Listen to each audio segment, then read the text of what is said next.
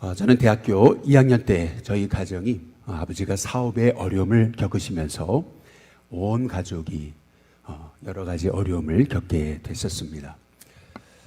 살던 집에서 나와서 상도동으로 또 상도동에서 또 대전으로 이렇게 이사 가서 거기서 이제 생활을 했어야 이제 됐었습니다.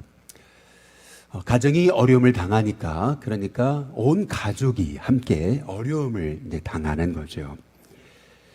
마찬가지로 오늘 여기 17절에 한번 어제 말씀 끝에 부분에 보시면 자녀이면 상속자인데 곧 하나님의 상속자인 거고 그리스도와 함께한 상속자다.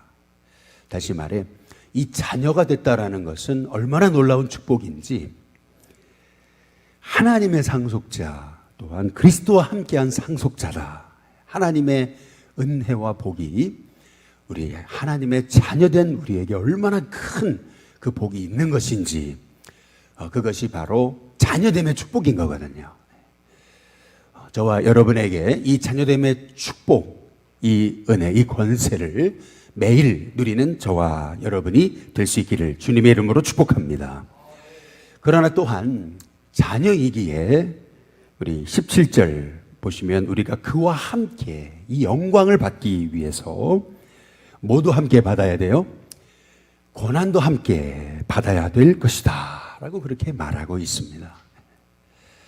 우리가 예수님을 믿음으로 말미암아 우리가 구원받아서 하나님의 자녀가 됐죠. 자녀라고 하는 사실은 바로 하나님의 상속자라고 하는 건데 하나님의 복이 우리에게 주어졌음을 그것이 그냥 복이 아니라 하나님의 상속자고 그리스도와 함께한 상속자다.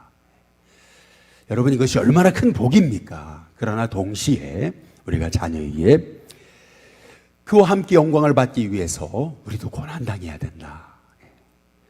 저와 여러분의 인생에 고난이 찾아왔을 때 주 예수 그리스도를 믿음으로 바로 예수님 때문에 당하는 고난이 있다면 낙심하지 마시고 여러분의 삶 가운데 하나님이 주실 최후 승리 하나님의 복 바라보면서 승리하시는 우리 일신교회 성도님들 되시길 주님의 이름으로 축복합니다. 그래서 오늘 18절에 바울이 이렇게 얘기하는 거죠. 우리 함께 봉독하겠습니다. 생각하건대 현재의 고난은 장차 우리에게 나타날 영광과 비교할 수 없도다. 여러분 그리스도인은 생각을 잘해야 됩니다. 육의 생각은 사망이다 그랬습니다. 그러나 영의 생각은 생명과 평안이다. 이제 그렇게 말씀하고 계십니다. 그래서 성도는 생각을 잘해야 되거든요. 데니엘 카너먼이라고 하는 노벨상 수상자가 얘기했던 것처럼 사람은 하루에 2만 가지 생각을 하는데 하루에 2만 가지라면 한 달에 60만 가지를 우리가 생각하는 거거든요.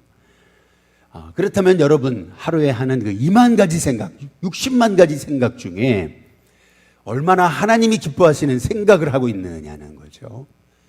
어제도 얼마나 하나님이 기뻐하시는 생각을 했습니까?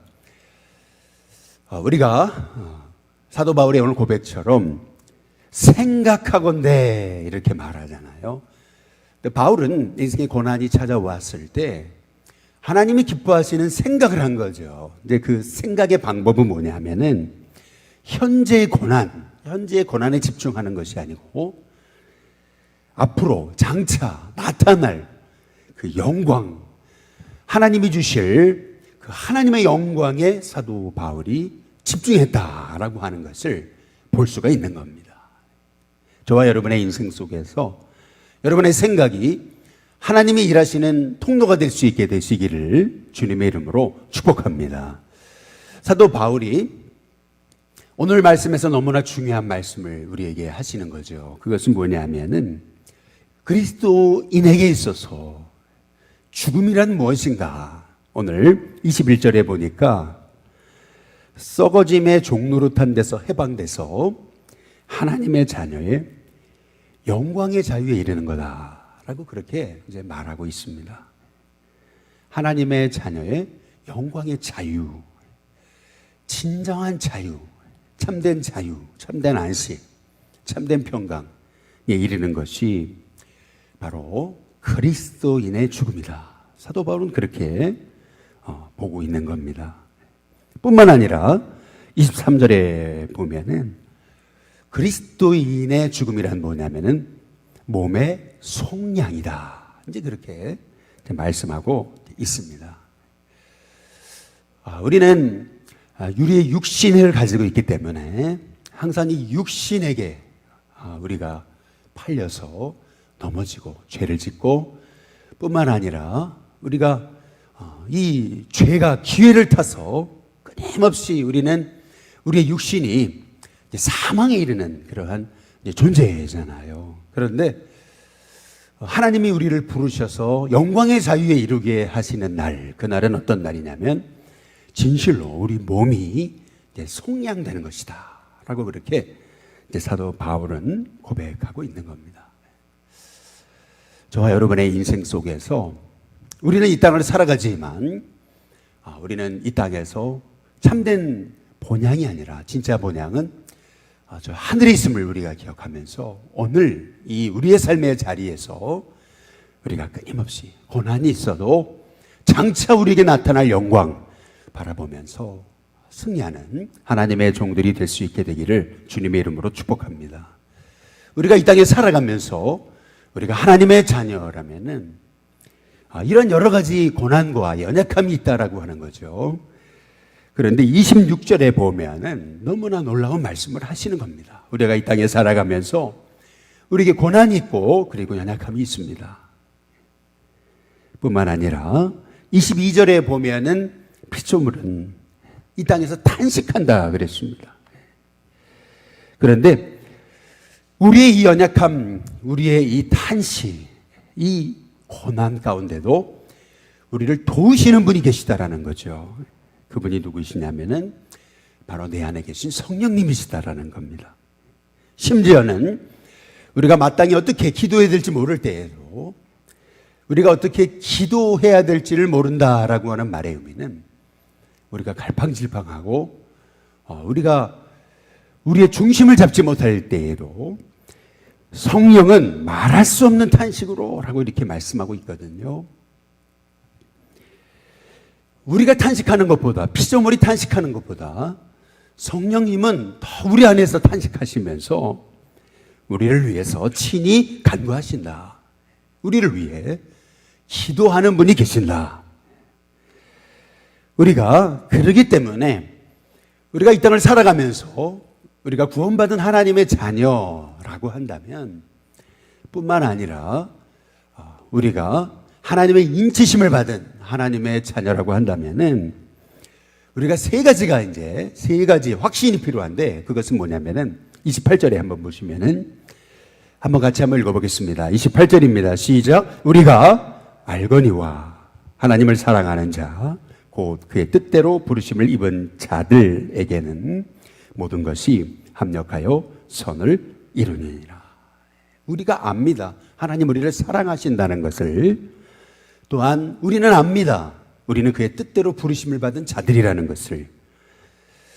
만약에 이렇게 하나님을 사랑하고 하나님의 뜻대로 부르심을 입은 자들은 모든 것이, 여기서 말하는 이 모든 것이 뭐겠습니까? 좋은 일만이 아니죠. 인생에 정말 갑작스럽게 찾아든 고난, 이 모든 생각지 못한 일들조차도 하나님은 합력하여 선을 이루게 하신다라고 하는 사실이죠.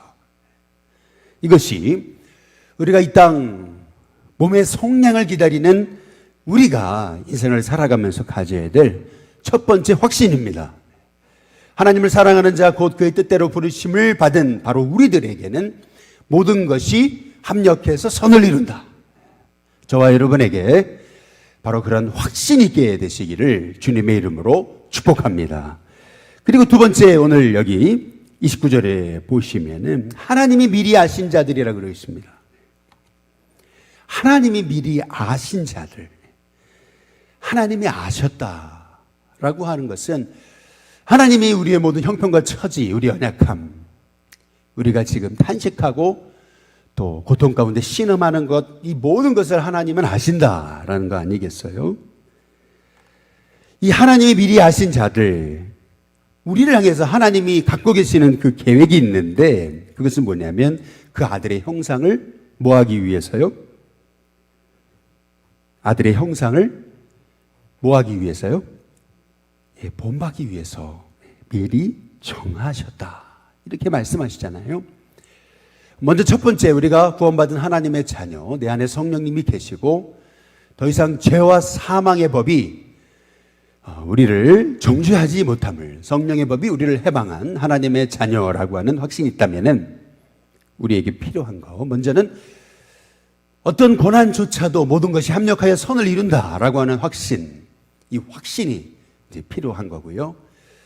그렇기 때문에 우리가 두 번째 우리가 가져야 되는 거, 이 땅을 살아가면서 몸의 성령을 기다리는 우리들은 끊임없이 예수님을 닮아가기 위해서 우리가 힘써야 된다라고 하는 것입니다. 고난조차도 하나님의 형상을 본받기 위해서 우리에게 허락하신 연단의 과정이다, 단련의 과정이다라고 우리가 생각을 하게 된다면은 고난 중에도 우리는 오히려 원망하고 낙심할 것이 아니라 고난 중에도 감사하는 하나님의 종들이 되게 될 줄로 믿습니다.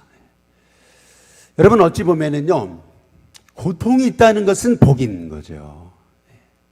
뭐 그런 얘기 있잖아요. 감기에 잘 걸린 사람이 오래 산다고. 근데 그 이유는 뭐냐면은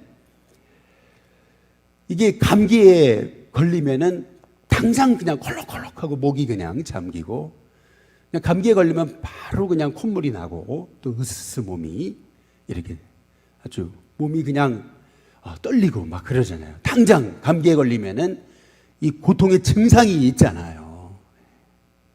그런데 반면에 암 같은 경우는 증상이 없잖아요. 일단 증상이 나타나기 시작한다면은 참 손을 쓸 수가 없는 그런 상태가 된다라는 거죠. 그렇다고 본다면 아픔을 느낀다, 고통을 느낀다, 고통이 있다라고 하는 것은 그 은혜죠. 우리가 고난이 있기 때문에, 고난이 없다면은 우리는 꼭 주전자 속의 개구리처럼 하나님의 자녀로 우리가 신실하게 엎드리며 깨어서 기도하며 정말 하나님만 의지하고 살기보다는 나를 의지하고서 우리가 잘나서 잘된 것처럼 착각하면 이제 살아가잖아요. 그러나 고난이 있기 때문에 우리 엎드리고 하나님 바라보고 하나님 찾게 되고 기도하게 되고, 고난이 있기 때문에 우리는 아무것도 할 수 없습니다. 우리가 고백하게 되는 은혜가 있다는 거죠. 그래서 어찌 본다면 여러분, 연약함이 복입니다. 이 연약함은 연약하기 때문에 우리가 하나님을 의지하게 되는 통로가 되는 거죠. 그때마다 성령님을 의지하고 우리를 도우시는 그 성령님의 은혜로 끊임없이 아들의 형상을 본받기 위하여 달려가는 저와 여러분이 될 수 있게 되기를 주님의 이름으로 축복합니다. 그리고 30절 세 번째 우리가 기억해야 되는 것은, 먼저는 인생의 모든 것, 그것이 합력하여 선을 이루시는 하나님, 그분이 내가 믿는 하나님이시고, 그 인생의 모든 것을 통해서 나를 하나님의 아들의 형상을 본받기 위해서 우리를 미리 정하셨다. 그런데 30절, 또 미리 정하신 그들을 부르셨다. 또 부르신 그들을 의롭다 하신다. 그런데 그들을 또한 영화롭게 하신다. 여러분, 이것이 저와 여러분을 향한 하나님의 약속이라는 사실을 기억하시길 주님의 이름으로 축복합니다. 존 웨슬리 목사님은 구원에 관해서 이렇게 얘기를 했습니다. 선행적 은총이라고, 내가 하나님 찾기 전에 하나님이 먼저 나에게 은혜를 베푸시는 선행적 은혜가 있었다라고 하는 거죠. 그 선행적 은총으로 인해 우리가 구원을 얻은 거고요.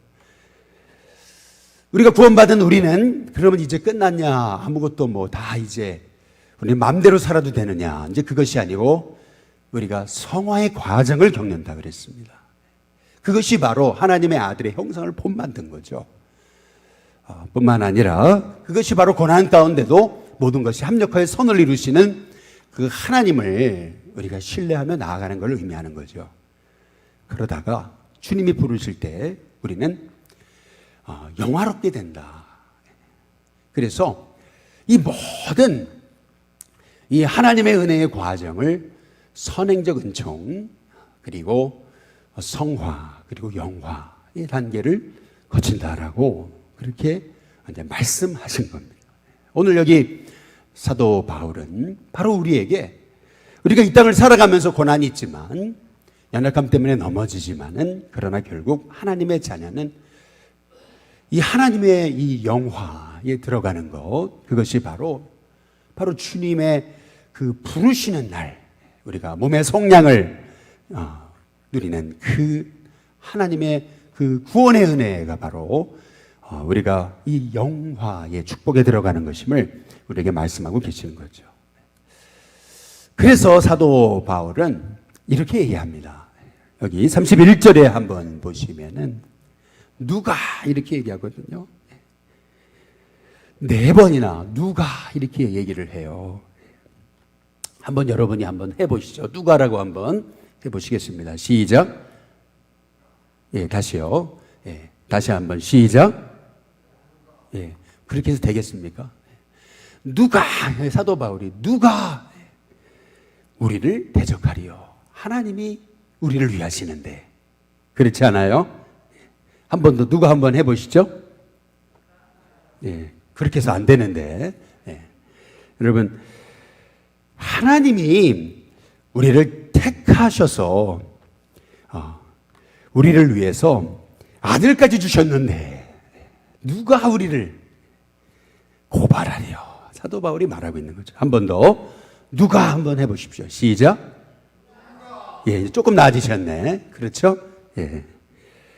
죽으실 뿐 아니라 다시 살아나셔서 우리를 위해 기도하시는 그분이 계시는데 누가 우리를 정죄할 수 있나? 그렇죠? 마지막으로 기회를 드리겠습니다. 한 번 더 누가 시작. 예, 그렇죠? 예, 환난이나 적신이나 위험이나 칼이라 바로 그리스도 예수 안에 있는 하나님의 사랑에서 우리를 결코 뭐 할 수 없어요? 끊을 수 없다. 그 하나님의 사랑이 있기 때문에 우리는 이 땅에서 그 예수님 의지하고 성령님 의지하고 오라 탄식할 때마다 바로 예수님 바라보고 성령님의 은혜 속에 들어가고 성령님께 맡기기 시작할 때 우리는 어떻게 이겨요? 간신히 이겨요? 넉넉히 이깁니다. 넉넉히. 한번 따라해 보겠습니다. 넉넉히. 예, 간신히가 아닙니다. 간신히가 아니고 어떻게 이긴다고요? 넉넉히 이깁니다. 그래서 사도 바울은 38절에 내가 확신한다 그러잖아요. 예, 내가 확신하노니. 오늘 하루 한날의 삶 가운데 사도 바울이 오늘 로마서 8장 18절에서 39절에서 고백한 이 하나님의 구원받은 하나님의 자녀의 이 권세와 고난 가운데도 모든 걸 합력하여 선을 이루시고 고난조차도 하나님의 아들의 형상을 본받게 하시는 거고 이 고난조차도 하나님이 우리를 고난을 통해서 영화롭게 하시는 그 하나님의 은혜를 우리가 생각하게 된다면요, 누가 우리를 정죄하고 누가 우리를 넘어뜨리고 누가 우리를 하나님의 사랑에서 끊을 수 있겠는가? 오늘 하늘의 삶 가운데 여러분이 힘들고 어려울 때마다 누가를 외치십시오. 그리고 내가 확신하노니 그렇게 고백하며 우리를 그 어떤 사망조차도 그리고 현재 이 어려움조차도 그리고 어떤 다른 피조물이라도 바로 우리를 그리스도 예수 안에 있는 하나님의 사랑에서 뭐 할 수 없어요? 끊을 수 없다. 어떻게? 자식을 향한 어머니의 사랑에서 그 사랑을 누가 끊어낼 수 있겠습니까? 그러나 그 자식을 향한 어머니의 사랑보다도 더 크신 그 하나님의 사랑을 힘입은 우리, 그렇죠?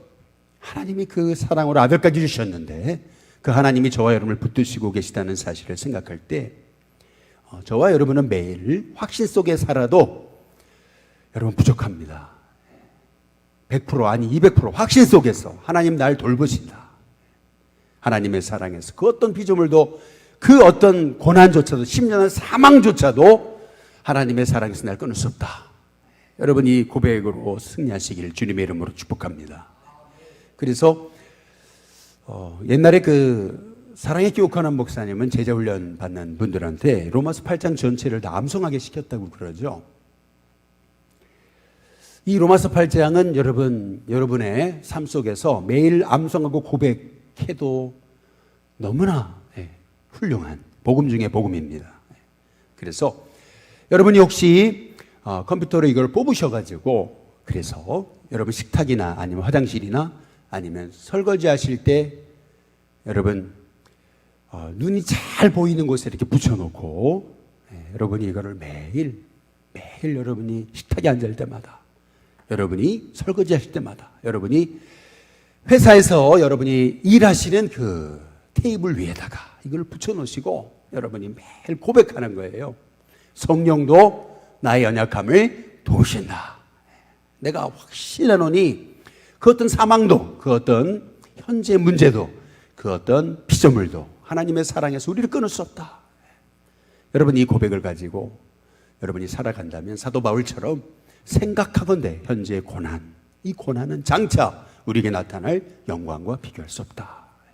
여러분이 끊임없이 고백하며 살아간다면 여러분 이 고백대로 여러분은 오늘 또 여러분의 인생 전체가 하나님 주시는 복으로 정말 아들의 형상을 닮게 되고 그리고 모든 인생의 문제까지도 합력해 선을 이루시는 그 하나님의 역사를 체험하는 우리 일신교회 성도님들 되게 될 줄로 믿습니다.